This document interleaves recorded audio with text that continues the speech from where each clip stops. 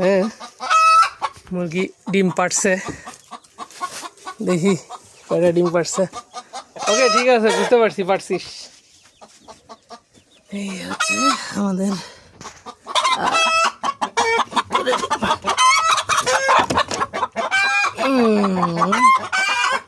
একটা, একটা। ওকে ওকে ওকে, দুইটা ডিম পা গেছে।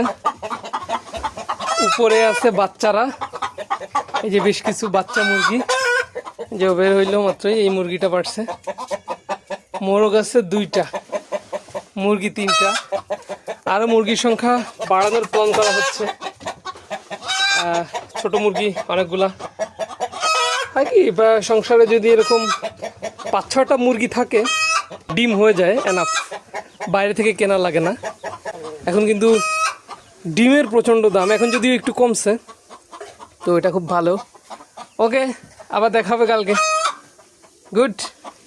Good job.